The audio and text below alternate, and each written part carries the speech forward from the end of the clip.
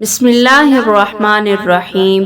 سید الشہداء حضرت امام حسین رضی اللہ تعالیٰ عنہ کی ولادت 5 شعبان 4 ہجری کو مدینہ منورہ میں ہوئی۔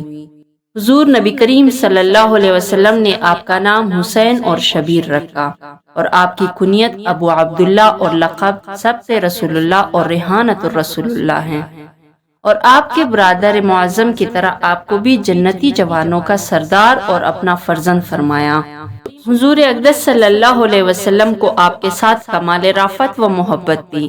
حدیث شریف میں ارشاد ہوا، آپ صلی اللہ علیہ وسلم نے فرمایا، جس نے ان دونوں یعنی حضرت امام حسن اور امام حسین سے محبت کی اس نے مجھ سے محبت کی، اور جس نے ان سے عداوت کی اس نے مجھ سے عداوت کی۔ حضرت امام حسین رضی اللہ تعالیٰ عنہ کی عمر شریف اگرچہ وقت وصال 50 سے زائد تھی، حضور اقدس صلی اللہ علیہ وسلم ان دونوں نونہالوں کو پھول کی طرح سونگھتے اور سینہ مبارک سے لپٹاتے۔ حضور نبی کریم صلی اللہ علیہ وسلم کی چچی حضرت ام الفضل بنت الحارث حضرت عباس بن عبد المطلب کی زوجہ ایک روز حضور نبی کریم صلی اللہ علیہ وسلم کی حضور میں حاضر ہوئیں اور عرض کیا، یا رسول اللہ، آج میں نے ایک پریشان خواب دیکھا۔ حضور نبی کریم صلی اللہ علیہ وسلم نے دریافت فرمایا، کیا؟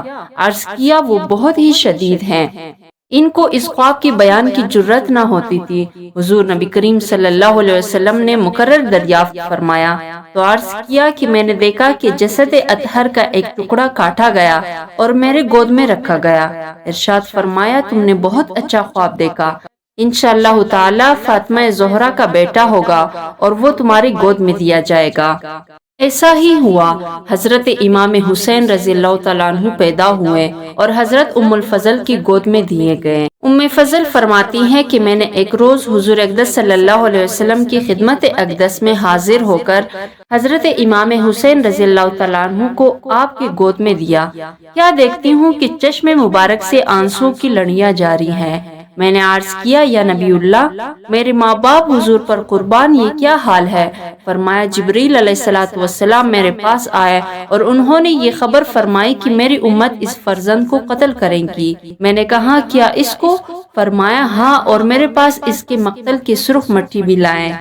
حضرت امام حسین رضی اللہ تعالیٰ عنہ کی ولادت کے ساتھ ہی آپ رضی اللہ تعالیٰ عنہ کی شہادت کی خبر مشہور ہو چکی۔ شیر خوارگی کے ایام میں حضور اقدس صلی اللہ علیہ وسلم نے ام الفضل کو آپ رضی اللہ تعالیٰ عنہ کی شہادت کی خبر دی۔ خاتون جنت رضی اللہ تعالیٰ عنہا نے اپنے اس نونہال کو زمین کربلا میں خون بہانے کے لیے اپنا خون جگر دودھ پلایا۔ مصطفیٰ صلی اللہ علیہ وسلم نے بیابان میں سوکھا حلق کٹوانے اور رائے خدا میں مردانہ اور جان نظر کرنے کے لیے امام حسین رضی اللہ تعالیٰ عنہ کو اپنے آغوش رحمت میں تربیت فرمایا۔ اس کے رتبہ کی کیا نہایت، اور جو اس گود میں پرورش پائے اس کی عزت کا کیا اندازہ۔ اس وقت کا تصور دل لرزا دیتا ہے جبکہ اس فرزند کی ولادت کی مسرت کے ساتھ ساتھ شہادت کی خبر پہنچی ہوگی۔ سید عالم صلی اللہ علیہ وسلم کی چشمہ رحمت چشم نے اشکوں کی موتی برسا دیے ہوں گے۔ اس خبر نے صحابہ کبار جانثاران اہل بیت کی دل ہلا دیے۔ اس درد کی لذت علی مرتضیٰ رضی اللہ تعالیٰ عنہ کے دل سے پوچھئے۔ صدق و صفا کی امتحان گاہ میں سنت خلیل ادا کر رہے ہیں۔ ابو نعیم نے نجی حضرمی سے روایت کی کہ وہ سفر صفین میں حضرت علی رضی اللہ تعالیٰ عنہ کی ہمراہ تھے۔ جب نینوا کے قریب پہنچے جہاں حضرت یونس علیہ السلام کا مزار اقدس ہے، تو حضرت علی رضی اللہ تعالیٰ عنہ نے ندا کی کہ اے ابو عبداللہ، فرات کے کنارے ٹھہرو۔ میں نے عرض کیا کہ کس لیے؟ فرمایا، نبی کریم صلی اللہ علیہ وسلم نے فرمایا کہ جبریل علیہ السلام نے مجھے خبر دی کہ امام حسین رضی اللہ تعالیٰ عنہ فرات کے کنارے شہید کیے جائیں گے، اور مجھے وہاں کی ایک مشت مٹی دکھائی۔ یزید بن معاویہ ابو خالد اموی وہ بدنصیب شخص ہے جس کی پیشانی پر اہل بیت کی بے گناہ قتل کا سیاہ داغ ہے، اور جس پر ہر قرن میں دنیا اسلام ملامت کرتی رہی ہے۔ اور قیامت تک اس کا نام تحقیر کے ساتھ لیا جائے گا۔ یہ بدباطن سیادل نننگ خاندان 25 ہجری میں امیر معاویہ کے گھر محسون بنت بہدل کلبیہ کے پیٹ سے پیدا ہوا۔ نہایت موٹا، بدنما، کثیر الشعر، بدخلق، تندخو، فاسق، فاجر، شرابی، بدکار، ظالم، بے ادب، گستاخ تھا۔ اس کی شرارتیں اور بےہودگیاں ایسی ہیں جن سے بدمعاشوں کو بھی شرم آئے۔ محرمات کے ساتھ نکاح اور سود وغیرہ منہیات کو اس بے دین نے علانیہ رواج دیا۔ مدینہ طیبہ، مکہ مکرمہ کی بے حرمتی کرائی۔ ایسے شخص کی حکومت گرگ کے چوپانی سے زیادہ خطرناک تھی۔ ارباب فراست اور اصحاب اسرار اس وقت سے ڈرتے تھے جبکہ عنان سلطنت اس شقی کے ہاتھ میں آئی۔ امیر معاویہ نے رجب 60 ہجری میں بمقام دمشق لقوہ میں مبتلا ہو کر وفات پائی۔ آپ کے پاس حضور نبی کریم صلی اللہ علیہ وسلم کی تبرکات میں سے ازار شریف، ردائے اقدس، قمیص مبارک، موئے شریف اور تراشے ناخن ہمایوں تھے۔ آپ نے وصیت کی کہ مجھے حضور نبی کریم صلی اللہ علیہ وسلم کی ازار شریف و ردائے مبارک و قمیص اقدس میں کفن دیا جائے اور میرے ان اعضاء پر جن سے سجدہ کیا جاتا ہے حضور نبی کریم صلی اللہ علیہ وسلم کی موئے مبارک اور تراشہ ناخن اقدس رکھ دیے جائے اور مجھے ارحم الراحمین کی رحم پر چھوڑ دیا جائے۔ امیر معاویہ رضی اللہ تعالیٰ عنہ کی وفات کے بعد یزید تخت سلطنت پر بیٹھا اور اس نے اپنے بیعت لینے کے لیے اطراف و ممالک کی سلطنت میں مکتوب روانہ کیے۔ مدینہ طیبہ کا عامل جب یزید کی بیعت لینے کے لیے حضرت امام حسین کی خدمت میں حاضر ہوا تو آپ نے اس کی فسق و ظلم کی بنا پر اس کو نااہل قرار دیا اور بیعت سے انکار فرمایا۔ اسی طرح حضرت زبیر رضی اللہ تعالیٰ عنہ نے بھی۔ حضرت حسین رضی اللہ تعالیٰ عنہ جانتے تھے کہ بیعت کا انکار یزید کے اشتعال کا باعث ہوگا اور نابکار جان کا دشمن اور خون کا پیاسا ہو جائے گا، لیکن امام حسین رضی اللہ تعالیٰ عنہ کی دیانت و تقوی نے اجازت نہ دی کہ اپنی جان کی خاطر نااہل کے ہاتھ پر بیعت کر لے اور مسلمانوں کی تباہی و شرع و احکام کی بے حرمتی اور دین کی مضرت کی پرواہ نہ کرے۔ اور یہ امام جیسے جلیل الشان فرزند رسول صلی اللہ علیہ وسلم سے کس طرح ممکن تھا؟ اگر امام حسین رضی اللہ تعالیٰ عنہ یزید کی بیعت کر لیتے تو یزید آپ کی بہت قدر و منزلت کرتا اور آپ کی عافیت و راحت میں کوئی فرق نہ آتا، بلکہ بہت سے دولت دنیا آپ کے پاس جمع ہو جاتی، لیکن اسلام کا نظام درہم برہم ہو جاتا اور دین میں ایسا فساد برپا ہو جاتا جس کا دور کرنا بات کو ناممکن ہوتا۔ یزید کی ہر بدکاری کی جواز کے لیے حضرت امام حسین کی بیعت ایک دلیل ہوتی اور شریعت اسلامیہ اور ملت حنفیہ کا نقشہ مٹ جاتا۔ شیعوں کو بھی آنکھیں کھول کر دیکھ لینا چاہیے کہ امام نے اپنے جان کو خطرے میں ڈال دیا اور تقیہ کا تصور بھی خاطر مبارک پر نہ گزرا۔ حضرت امام حسین رضی اللہ تعالیٰ عنہ اور ابن زبیر رضی اللہ تعالیٰ عنہ سے بیعت کی درخواست اسی لیے پہلے کی گئی تھی کہ تمام اہل مدینہ ان کا اتباع کریں گے۔ اگر ان حضرات نے بیعت کر لی تو پھر کسی کو تأمل نہ ہوگا، لیکن ان حضرات کے انکار سے وہ منصوبہ خاک میں مل گیا اور یزیدیوں میں اسی وقت سے آتش عناد بھڑک اٹھی اور بضرورت ان حضرات کو اسی شب مدینہ سے مکہ مکرمہ منتقل ہونا پڑا۔ یہ واقعہ 34 شعبان 60 ہجری کا ہے۔ امام حسین رضی اللہ تعالیٰ عنہ نے مدینہ طیبہ سے بغم و بدل ناشاد رحلت فرما کر مکہ مکرمہ اقامت فرمائی۔ یزیدیوں کی کوشش سے اہل شام سے جہاں یزید کی تخت گاہ تھی یزید کی رائے مل سکی اور وہاں کی باشندوں نے اس کی بیعت کی۔ اہل کوفہ امیر معاویہ رضی اللہ تعالیٰ عنہ کی زمانہ ہی میں حضرت امام حسین کی خدمت میں درخواستیں بھیج رہے تھے، تشریف آوری کی التجائیں کر رہے تھے، لیکن امام حسین رضی اللہ تعالیٰ عنہ نے صاف انکار کر دیا تھا۔ امیر معاویہ رضی اللہ تعالیٰ عنہ کی وفات اور یزید کی تخت نشینی کے بعد اہل عراق کی جماعتوں نے متفق ہو کر امام حسین کی خدمت میں درخواستیں بھیجی اور ان میں اپنا نیاز مندی و جذبات عقیدت و اخلاص کا اظہار کیا اور حضرت امام حسین پر اپنی جان و مال فدا کرنے کی تمنا ظاہر کی۔ اس طرح کی التجا ناموں اور درخواستوں کا سلسلہ بن گیا۔ اور تمام جماعتوں اور فرقوں کی طرف سے 150 کے قریب عرضیاں حضرت امام حسین کی خدمت میں پہنچی۔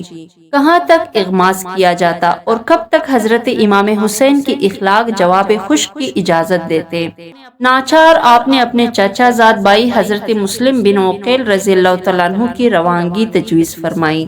یہ مسئلہ ایسا درپیش آیا جس کا حل بجز اس کے اور کچھ نہ تھا کہ حضرت امام حسین ان کی دعوت پر لبیک فرمائیں، اگرچہ اکابر صحابہ کرام کی اس رائے سے متفق نہ تھے اور انہیں کوفیوں کے عہد و مواثق کا اعتبار نہ تھا۔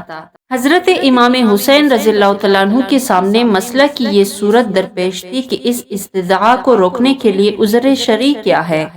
ادھر ایسے جلیل القدر صحابہ کی شدید اصرار کا لحاظ، ادھر اہل کوفہ کی استدعا رد نہ فرمانے کے لیے کوئی شرعی عذر نہ ہونا حضرت امام کے لیے نہایت پیچیدہ مسئلہ تھا، جس کا حل بجز اس کے کچھ نظر نہ آئے کہ پہلے حضرت امام مسلم رضی اللہ تعالیٰ عنہ کو بھیجا جائے۔ اگر کوفیوں نے بدعہدی و بے وفائی کی تو عذر شرعی مل جائے گا، اور اگر وہ اپنے عہد پر قائم رہے تو صحابہ کو تسلی دی جا سکے گی۔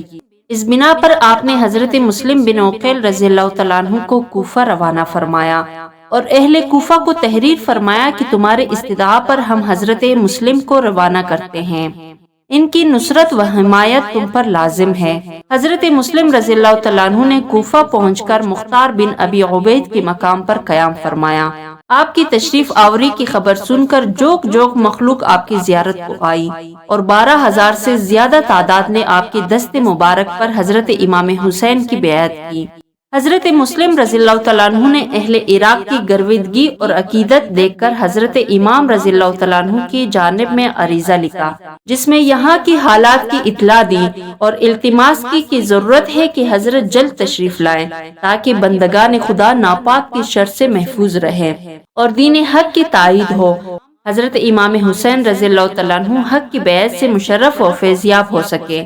اہل کوفہ کا یہ جوش دیکھ کر حضرت نعمان بن بشیر نے، جو اس زمانے میں حکومت شام کی جانب سے کوفہ کی گورنر تھے، اہل کوفہ کو مطلع کیا کہ یہ بیعت یزید کی مرضی کے خلاف ہے اور وہ اس پر بہت بڑکے گا، لیکن اتنی اطلاع دے کر ضابطہ کی کارروائی پوری کر کے حضرت نعمان بن بشیر خاموش ہو بیٹھے اور اس معاملے میں کسی قسم کی دست اندازی نہ کی۔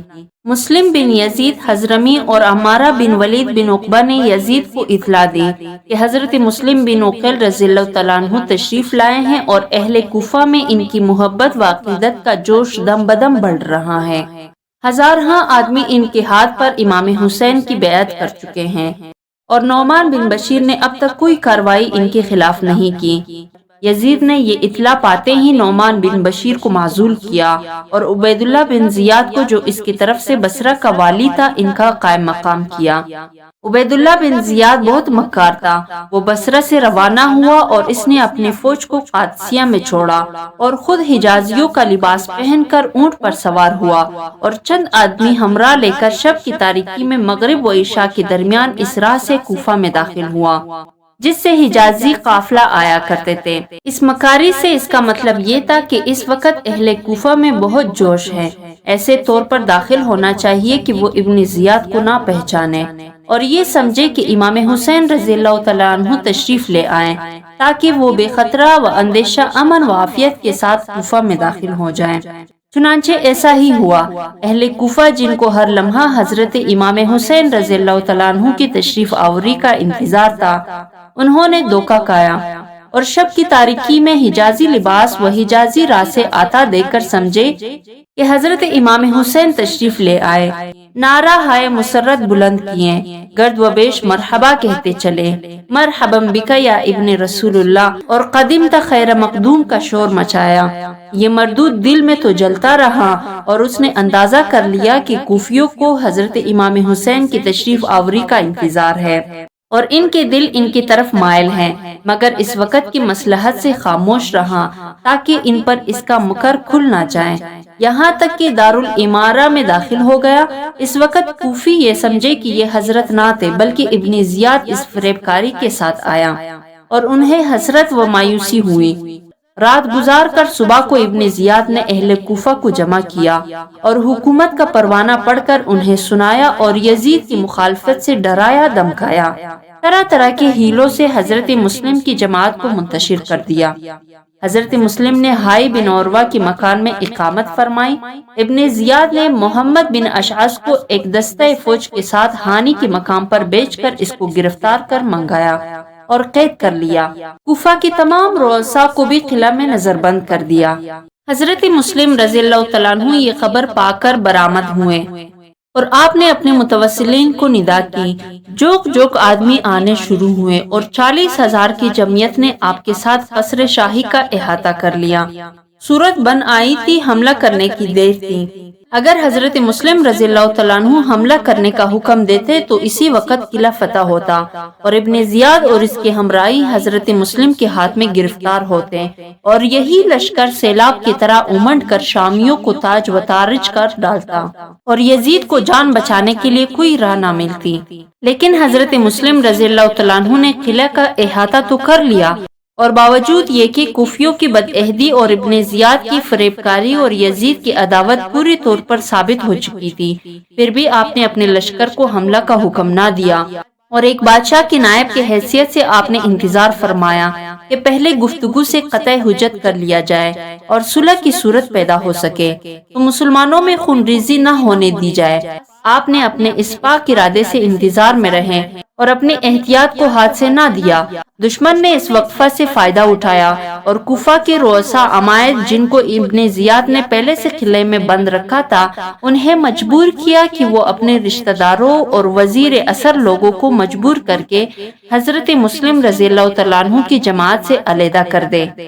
یہ لوگ ابن زیاد کے ہاتھ میں قید تھے اور جانتے تھے کہ اگر ابن زیاد کو شکست تو وہ قلعہ فتح ہونے تک ان کا خاتمہ کر دے گا۔ اس خوف سے وہ گھبرا کر اٹھے اور انہوں نے دیوار قلعہ پر چڑھ کر اپنے متعلقین و متوسلین سے گفتگو کی اور انہیں حضرت مسلم رضی اللہ تعالیٰ عنہ کی رفاقت چھوڑ دینے پر انتہائی درجہ کا زور دیا اور بتایا کہ علاوہ اس بات کے کہ حکومت تمہاری دشمن ہو جائے گی، یزید ناپاک تمہارے بچہ کو قتل کر ڈالے گا، تمہارے مال لٹوا دے گا، تمہارے جاگیریں اور مکان ضبط ہو جائیں گے۔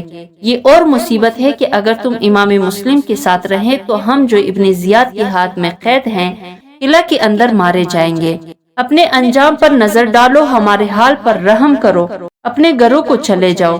یہ ہیلہ کامیاب ہوا اور حضرت مسلم رضی اللہ تعالیٰ عنہ کا لشکر منتشر ہونے لگا، یہاں تک کہ تا بوقت شام حضرت مسلم رضی اللہ تعالیٰ عنہ نے مسجد کوفہ میں جس وقت مغرب کی نماز شروع کی تو آپ کے ساتھ 500 آدمی تھے، اور جب آپ نماز سے فارغ ہوئے تو آپ کے ساتھ ایک بھی نہ تھا۔ تمناؤں کے اظہار اور التجاؤں کے تومار سے جس عزیز مہمان کو بلایا تھا، اس کے ساتھ یہ وفا ہے کہ وہ تنہا ہے اور ان کی رفاقت کے لیے کوئی ایک بھی موجود نہیں۔ اس وقت حضرت مسلم رضی اللہ تعالیٰ عنہ کو پیاس لگی۔ ایک گھر سامنے نظر پڑا جہاں توعا نامی ایک عورت موجود تھی۔ اس سے آپ نے پانی مانگا، اس نے آپ کو پہچان کر پانی دیا اور اپنی سعادت سمجھ کر آپ کو اپنے مکان میں فروکش کیا۔ اس عورت کا بیٹا محمد بن اشعث کا گوگر تھا۔ اس نے فوراً ہی اس کو خبر دی اور اس نے ابن زیاد کو اس پر مطلع کیا۔ عبید اللہ ابن زیاد نے عمر بن حریث اور محمد بن اشعث کو بھیجا۔ ان دونوں نے ایک جماعت ساتھ لے کر توعا کی گھر کا احاطہ کیا اور چاہا کہ حضرت مسلم رضی اللہ تعالیٰ عنہ کو گرفتار کر لے۔ حضرت مسلم رضی اللہ تعالیٰ عنہ اپنی تلوار لے کر نکلے اور بنا چاری آپ نے ان ظالموں سے مقابلہ شروع کیا اور بہت آدمی زخمی ہو گئے اور بعض مارے گئے۔ معلوم ہوا کہ بنی ہاشم کی اس ایک جوان سے نامردان کوفہ کی یہ جماعت نبرد آزما نہیں ہو سکتی۔ اب تجویز کی کہ کوئی چال چلنی چاہیے اور کسی فریب سے حضرت مسلم پر قابو پانے کی کوشش کی جائے۔ یہ سوچ کر امن و صلح کا اعلان کر دیا اور حضرت مسلم سے عرض کیا کہ ہمارے آپ کے درمیان جنگ کی ضرورت نہیں، نہ ہم آپ سے لڑنا چاہتے ہیں، مدعا صرف اس قدر ہے کہ آپ ابن زیاد کے پاس تشریف لے چلیں اور اس سے گفتگو کر کے معاملہ طے کر لے۔ حضرت مسلم رضی اللہ تعالیٰ عنہ نے فرمایا کہ میرا خود قصد جنگ نہیں، اور جس وقت میرے ساتھ 40,000 کا لشکر تھا اس وقت بھی میں نے جنگ نہیں کی، اور میں یہی انتظار کرتا رہا کہ ابن زیاد گفتگو کر کے کوئی شکل مصالحت پیدا کرے تو خون ریزی نہ ہو۔ चुनांचे ये लोग हजरत मुस्लिम रज़ी अल्लाह तआला अन्हु को मां इनके दोनों साहिबजादों के उबैदुल्लाह बिन जियाद के पास लेकर रवाना हुए। इस बदबख्त ने पहले ही से दरवाजे के दोनों पहलुओं में अंदर की जानिब तेगजन छुपा कर खड़े कर दिए थे और उन्हें हुक्म दे दिया था कि हजरत मुस्लिम रज़ी अल्लाह तआला अन्हु दरवाजे में दाखिल हों तो एकदम दोनों तरफ से इन पर वार किया जाए। और आप इस मकारी से क्या वाकिफ थे? आप आयत करीमा रब्बना फ़्तह बैनना व बैन कौमिना बिलहक़ पढ़ते हुए दरवाजे में दाखिल हुए। दाखिल होना था कि अशकिया ने दोनों तरफ से तलवारों के वार किए और बनी हाशिम का मजलूम मुसाफिर आदाए दीन के बेरहमी से शहीद हुआ। हजरत मुस्लिम बिन उक़ैल रज़ी अल्लाह तआला अन्हु का खत आने के बाद हजरत इमाम हुसैन रज़ी अल्लाह तआला अन्हु को कूफियों की दरख्वास्त कबूल फरमाने में कोई उज़र बाकी नहीं रहती थी, लेकिन सहाबा के दिल इस वक्त हजरत इमाम हुसैन की सफर को किसी तरह गवारा ना करते थे। हजरत इब्ने अब्बास, हजरत इब्ने उमर, हजरत जाबिर, हजरत अबू सईद खुदरी, हजरत अबू वाक़िद लैसी रज़ी अल्लाह तआला अन्हु और दूसरे सहाबा कराम आपको रोकने में बहुत मसर थे और आखिर तक और यही कोशिश करते रहे कि आप मक्का मुकर्रमा से तशरीफ ना ले जाए, लेकिन ये कोशिशें कारआमद ना हुई। हजरत इमाम हुसैन रज़ी अल्लाह तआला अन्हु ने 3 ज़िलहज्जा 60 हिजरी को अपने अहले बैत, मवाली व खुदाम कुल 82 नफूस को हमरा लेकर राह इराक इख्तियार की। राह में हजरत इमाम हुसैन को कूफियों की बदअहदी हजरत मुस्लिम की शहादत की खबर मिल गई।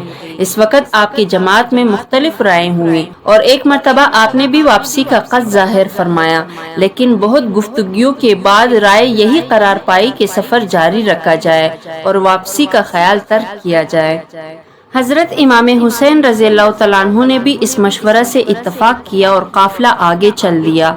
यहाँ तक कि जब कूफा 2 मंजिल रह गया तब आपको हुर बिन यजीद रियाही मिला। हुर के साथ इब्ने जियाद की 1000 हथियार बंद सवार थे। हुर ने हजरत इमाम हुसैन की जनाब में अर्ज किया कि इसको इब्ने जियाद ने आपकी तरफ भेजा है और हुक्म दिया है कि आपको इसके पास ले चले। हुर के दिल में खानदान नबुवत और अहले बैत की अजमत जरूर थी और उसने नमाजों में हजरत इमाम हुसैन ही की इक्तिदा की, लेकिन वो इब्ने जियाद के हुक्म से मजबूर था कि हजरत इमाम हुसैन के साथ नरमी की गई तो वो निहायत सख्ती के साथ पेश आएगा। इस अंदेशा और ख्याल से हुर अपने बात पर अड़ा रहा, यहाँ तक कि हजरत इमाम हुसैन को कूफा की राह से हट कर करबला में नुज़ूल फरमाना पड़ा। ये मुहर्रम 61 हिजरी की दूसरी तारीख थी। आपने इस मकाम का नाम दरियाफ्त किया तो मालूम हुआ कि इस जगह को करबला कहते हैं। हजरत इमाम हुसैन करबला से वाकिफ थे और आपको मालूम था कि करबला ही वो जगह है जहां अहले बैत रिसालत को राय हक में अपनी खून की नदियां बहानी होगी। आपको इन्हीं दिनों में हुजूर सल्लल्लाहु अलैहि वसल्लम की जियारत हुई। हुजूर सल्लल्लाहु अलैहि वसल्लम ने आपको शहादत की खबर दी और आपके सीना मुबारक पर दस्ते अक़दस रख कर दुआ फरमाई, अल्लाहुम्मा आतिल हुसैन सब्रन व अजरन।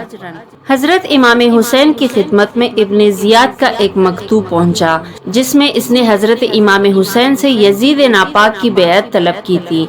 हजरत इमाम हुसैन ने वो खत पढ़ कर डाला और कासिद से कहा, मेरे पास इसका कुछ जवाब नहीं। इससे इब्ने जियाद का तेश और ज्यादा हो गया और उसने मजीद असाकिर व अफवाज तरतीब दिए और इन लश्करों का सिपाही सालार उमर बिन साद को बनाया, जो इस जमाने में मुल्क रे का वाली और गवर्नर था। रे खरासान का एक शहर है जो आजकल ईरान का दारुल सल्तनत है और इसको तोहरान कहते हैं। उमर इब्ने साद वो चाहता था कि हजरत इमाम हुसैन के खून के इल्जाम से वो बचा रहे, मगर इब्ने जियाद ने इसे मजबूर कर दिया कि अब 2 ही सूरतें हैं, या तो रे की हुकूमत से दस्तबरदार हो वरना इमाम से मुकाबला किया जाए। दुनियावी हुकूमत की लालच ने इसको इस जंग पर आमादा कर दिया।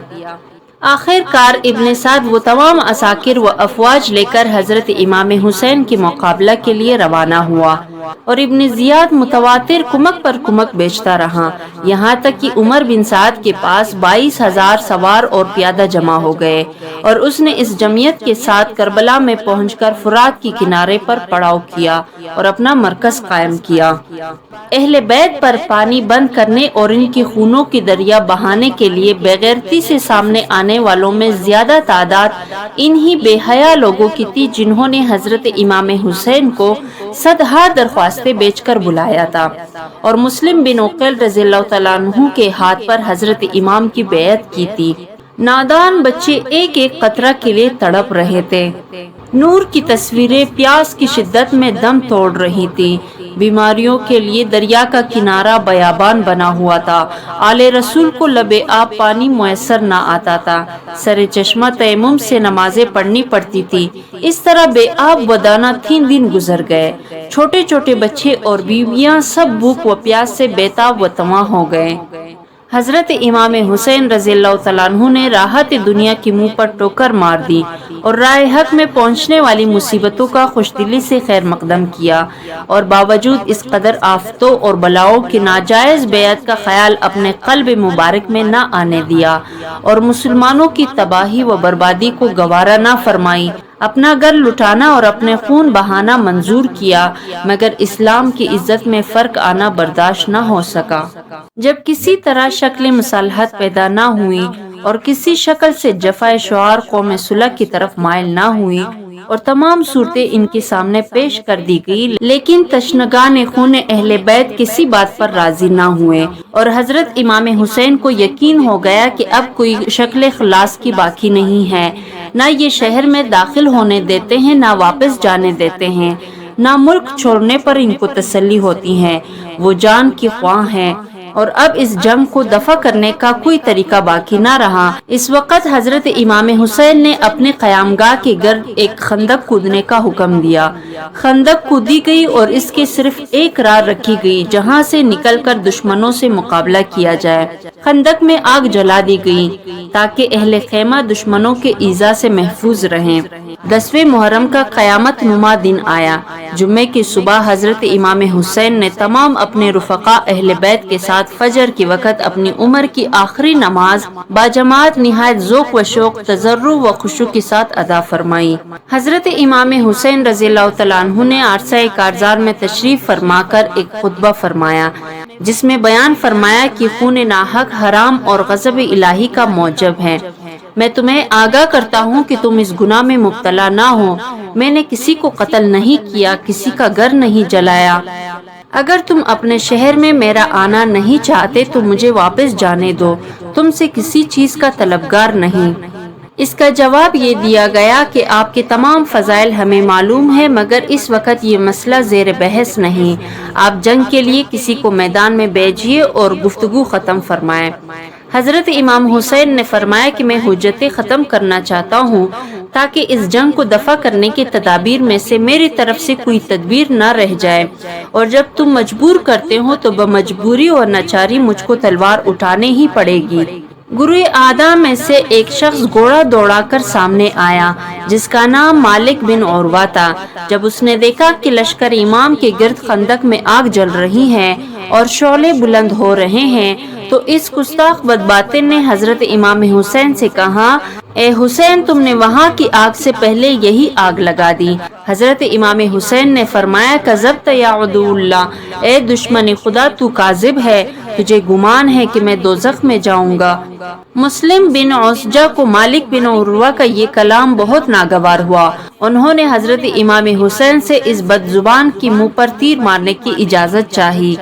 حضرت امام حسین نے فرمایا کہ خبردار، میری طرف سے کوئی جنگ کی ابتدا نہ کرے تاکہ اس خونریزی کا وبال اعداء ہی کی گردن پر پڑے رہیں اور ہمارا دامن اقدام سے آلودہ نہ ہو۔ جن جن خوش نصیبوں کی قسمت میں تھا انہوں نے خاندان اہل بیت پر اپنی جانیں فدا کرنے کی سعادت حاصل کر لی۔ اس زمرہ میں حر بن یزید ریاحی قابل ذکر ہے۔ جنگ کے وقت حر کا دل بہت مضطرب تھا۔ کبھی وہ عمر بن سعد سے جا کر کہتے تھے کہ تم امام حسین کے ساتھ جنگ کرو گے تو رسول خدا کو کیا جواب دو گے؟ عمر بن سعد کو اس کا جواب نہ بن آتا تھا۔ وہاں سے ہٹ کر پھر میدان میں آتے ہیں، بدن کانپ رہا ہے، پریشانی کی آثار نمایاں ہیں، دل دھڑک رہا ہے۔ ان کے بھائی مصعب بن یزید نے ان کا یہ حال دیکھ کر پوچھا کہ اے برادر، آپ مشہور جنگ عظما و دلاور و شجاع ہیں، آپ کا یہ کیا حال ہے؟ آپ پر اس قدر خوف و ہراس کیوں غالب ہے؟ حر نے کہا، اے برادر، یہ مصطفیٰ صلی اللہ علیہ وسلم کی فرزند سے جنگ ہے، اپنی عاقبت سے لڑائی ہے، میں بہشت و دوزخ کے درمیان کھڑا ہوں۔ اسی اثنا میں حضرت امام حسین کی آواز آئی، فرماتے ہیں کوئی ہے جو آج آل رسول پر جان نثار کرے۔ یہ صدا تھی جس نے پاؤں کی بیڑیاں کاٹ دی، جان فدا کرنے کے ارادے سے چل پڑا، گھوڑا دوڑایا اور امام علی کی خدمت میں حاضر ہو کر گھوڑے سے اتر کر نیاز مندوں کے طریقے پر رکاب تامی اور عرض کیا، اے ابن رسول، فرزند بطول میں وہی حر ہوں جو پہلے آپ کے مقابل آیا اور جس نے آپ کو اس میدان بیابان میں روکا۔ اپنی اس جسارت پر نادم و شرمندگی سے اپنی خجالت نظر نہیں اٹھانے دیتی۔ آپ کی کریمانہ صدا سن کر امیدوں نے ہمت بندائی تو حاضر خدمت ہوا ہوں۔ آپ رضی اللہ تعالیٰ عنہ کی کرم سے کیا بعید کہ عفو جرم فرمائے اور غلامان بااخلاص میں شامل کرے اور اپنے اہل بیت پر جان قربان کرنے کی اجازت دیں۔ حر اجازت پا کر میدان کی طرف روانہ ہوا، گھوڑا چمکا کر صف اعداء پر پہنچا۔ حر کے بھائی مصعب بن یزید نے دیکھا کہ حر نے دولت سعادت پائی اور نعمت آخرت سے بہرمند ہوا۔ اس کے دل میں بھی ولولہ اٹھا اور باغ اٹھا کر گھوڑا دوڑاتا ہوا چلا۔ عمر بن سعد کے لشکر کو گمان ہوا کہ بھائی کے مقابلے کے لیے جاتا ہے۔ جب میدان میں پہنچا بھائی سے کہنے لگا، بھائی تو میرے لیے خضر راہ ہو گیا اور مجھے تو نے سخت ترین مہلکہ سے نجات دلائی، میں بھی تیرے ساتھ ہوں۔ یہ واقعہ دیکھ کر عمر بن سعد کے بدن پر لرزہ پڑ گیا اور وہ گھبرا اٹھا اور اس نے ایک شخص کو منتخب کر کے اس کے لیے بھیجا اور کہا کہ رفق و مدارت کے ساتھ سمجھا بہکا کر حر کو اپنے موافق کرنے کی کوشش کریں۔ اے حر، تیرے عقل و دانائی پر ہم فخر کیا کرتے تھے، مگر آج تو نے کمال نادانی کی اس لشکر جرار سے نکل کر یزید کے انعام و اکرام پر ٹھوکر مار کر چند بے کس مسافروں کا ساتھ دیا جن کے ساتھ نان خشک کا ایک ٹکڑا اور پانی کا ایک قطرہ بھی نہیں۔ تیری اس نادانی پر افسوس آتا ہے۔ اور نے کہا، اے بے عقل ناصح، تجھے اپنی نادانی پر رنج کرنا چاہیے کہ تو نے طاہر کو چھوڑ کر نجس کو قبول کیا۔ جب اس ناصح بدباطن کو اس کی چرب زبانی حر پر اثر نہیں کر سکتی تو اس بدبخت نے باتیں کرتے کرتے ایک تیر حر کے سینے پر کھینچ مارا۔ حر نے زخم کھا کر ایک نیزہ کا وار کیا جو سینہ سے پار ہو گیا اور ذہن سے اٹھا کر زمین پر پٹک دیا۔ اس شخص کے 3 بھائی تھے، یک بارگی حر پر دوڑ پڑے۔ حر نے آگے بڑھ کر ایک کا سر تلوار سے اڑا دیا، دوسرے کی کمر میں ہاتھ ڈال کر زین سے اٹھا کر اس طرح پھینکا کہ گردن ٹوٹ گئی۔ تیسرا باغ نکلا اور حر نے اس کا تعاقب کیا، قریب پہنچ کر اس کے پشت پر نیزہ مارا اور وہ سینہ سے نکل گیا۔ لشکر ابن سعد کو حر کی جنگی ہنر کا اعتراف کرنا پڑا اور وہ جانباز صادق داد شجاعت دے کر فرزند رسول پر جان فدا کر گیا۔ اہل بیت کے نونہال اور ناز کے پالوں نے میدان کربلا میں حضرت امام حسین پر اپنی جانیں فدا کی۔ حضرت امام حسین کے سامنے ان کے نور نظر حضرت علی اکبر رضی اللہ تعالیٰ عنہ حاضر ہیں، میدان میں جانے کی اجازت چاہتے ہیں۔ حضرت امام حسین رضی اللہ تعالیٰ عنہ نے اس نوجوان جمیل کو خود گھوڑے پر سوار کیا، اسلحہ اپنے دست مبارک سے لگائیں۔ ان تمام مصائب کو اہل بیت نے رضائے حق کے لیے بڑے استقلال کے ساتھ برداشت کیا۔ حضرت علی اکبر رضی اللہ تعالیٰ عنہ خیمہ سے رخصت ہو کر میدان کارزار کی طرف تشریف فرما ہوئے۔ یہ اسد الہی شہر میدان میں آیا اور اپنی مبارک زبان سے رج شروع کی، انا علی ابن الحسین ابن العلی، نحن اہل البیت اولا بالنبی۔ لشکریوں نے عمر بن سعد سے پوچھا، یہ سوار کون ہے جس کی شان شجاعت اس کی ایک ایک ادا سے ظاہر ہے؟ کہنے لگا، یہ حضرت امام حسین کی فرزند ہے، صورت و سیرت میں اپنے جد کریم نبی کریم صلی اللہ علیہ وسلم سے بہت مناسبت رکھتے ہیں۔ یہ سن کر لشکریوں کو کچھ پریشانی ہوئی اور ان کے دلوں نے ان پر ملامت کی، لیکن ابن زیاد کے وعدے اور یزید کے انعام و اکرام و طمع و دولت و مال کے حرص نے اس طرح گرفتار کیا تھا کہ وہ اہل بیت اطہار کی قدر و شان اور اپنے افعال و کردار کی شامت و نحوست جاننے کے باوجود اپنے ضمیر کی ملامت کی پرواہ نہ کر کے رسول خدا کی باغی بنے۔ حضرت علی اکبر رضی اللہ تعالیٰ عنہ نے پھر نعرہ مارا اور فرمایا کہ اے ظالمان جفا کشی، اگر بنی فاطمہ کی خون کی پیاس ہے تو تم میں سے جو بہادر ہو اسے میدان میں بھیجو، لیکن آپ نے خود دشمن کے لشکر پر حملہ کیا، جس طرف ضد کی پرے کے پرے ہٹا دیے۔ کبھی قلب لشکر میں غوطہ لگایا تو گردن کشوں کی سر موسم خزاں کے پتوں کی طرح تن کی درختوں سے جدا ہو کر گرنے لگے۔ ہر طرف شور برپا ہو گیا، دلاوروں کے دل چھوٹ گئے، بہادروں کی ہمتیں ٹوٹ گئیں۔ کبھی نیزے کی ضرب تھی، کبھی تلوار کا وار تھا۔ شہزادہ اہل بیت کا حملہ نہ تھا، عذاب الہی کی بلائے عظیم تھی۔ دوب میں جنگ کرتے کرتے اہل بیت کو تشنگی کا غلبہ ہوا۔ باغ موڑ کر والد ماجد کی خدمت میں حاضر ہوئے اور عرض کیا، یا ابتا العطش، اے پدر بزرگواں، پیاس کا بہت غلبہ ہے۔ غلبہ کی کیا انتہا، 3 دن سے پانی بند ہے، تیز دھوپ اور اس میں جان بازانہ دوڑ، دھوپ گرم ریگستان، لوہے کے ہتھیار جو بدن پر لگے ہوئے ہیں وہ تمذات آفتاب سے آگ ہو رہے ہیں۔ شفیق باپ نے جان باز بیٹے کی پیاس دیکھی، مگر پانی کہاں تھا جو اس تشنہ شہادت کو دیا جاتا۔ دست شفقت سے چہرے کا گرد غبار صاف کیا، اپنے انگشتری فرزند کے دہان اقدس میں رکھ دی۔ پدر مہربان کی شفقت سے فی الجملہ تسکین ہوئی۔ پھر شہزادے نے میدان کا رخ کیا، پھر صدا دی، حل من مبارز، کوئی جان پر کھیلنے والا ہو تو سامنے آئے۔ عمر بن سعد نے طارق سے کہا، بڑے شرم کی بات ہے کہ اہل بیت کا اکیلا نوجوان میدان میں ہے اور تم ہزاروں کی تعداد میں ہو۔ اس نے پہلی مرتبہ مبارز طلب کیا تو تمہاری جماعت میں سے کسی کو ہمت نہ ہوئی، پھر وہ آگے بڑھا تو صفے کی صفے درہم برہم کر ڈالی۔ دھوپ میں لڑتے لڑتے تھک گیا ہے، خستہ اور ماندہ ہو چکا ہے، پھر مبارز طلب کرتا ہے اور تمہاری تازہ دم جماعت میں سے کسی کو یارائے مقابلہ نہیں۔ کچھ غیرت تو میدان میں پہنچ کر مقابلہ کر کے فتح حاصل کر، تو میں وعدہ کرتا ہوں کہ تو نے یہ کام انجام دیا تو عبداللہ ابن زیاد سے تجھ کو موصول کی حکومت دلا دوں گا۔ طارق نے کہا کہ مجھے اندیشہ ہے کہ اگر میں فرزند رسول اور اولاد بطول سے مقابلہ کر کے اپنی عاقبت بھی خراب کروں، پھر بھی تو اپنا وعدہ وفا نہ کرے تو نہ میں دنیا کا رہا نہ دین کا۔ ابن سعد نے قسم کھائی اور پختہ قول و اقرار کیا۔ اس پر حریص طارق موصول کی حکومت کی لالچ میں گل بستان رسالت کے مقابلے کے لیے چلا۔ سامنے پہنچتی ہی شہزادہ والا تبار پر نیزہ کا وار کیا۔ شہزادہ عالی جہاں رضی اللہ تعالیٰ عنہ نے اس کا نیزہ رد فرما کر سینہ پر ایک ایسا نیزہ مارا کہ طارق کی پیٹھ سے نکل گیا اور وہ ایک دم گھوڑے سے گر گیا۔ شہزادہ رضی اللہ تعالیٰ عنہ نے بکمال ہنرمندی گھوڑے کو ایڑ دے کر اس کو رون ڈالا اور ہڈیاں چکنا چور کر دی۔ یہ دیکھ کر طارق کے بیٹے عمر بن طارق کو طیش آیا اور وہ جلاتا ہوا گھوڑا دوڑا کر شہزادہ پر حملہ آور ہوا۔ شہزادہ نے ایک ہی نیزے میں اس کا کام بھی تمام کیا۔ اس کے بعد اس کا بھائی طلحہ بن طارق اپنے باپ اور بھائی کا بدلہ لینے کے لیے آتش شعلہ کی طرح شہزادہ پر دوڑ پڑا۔ حضرت علی اکبر رضی اللہ تعالیٰ عنہ نے اس کی گریبان میں ہاتھ ڈال کر زین سے اٹھا لیا اور زمین پر اس زور سے پٹکا کہ اس کا دم نکل گیا۔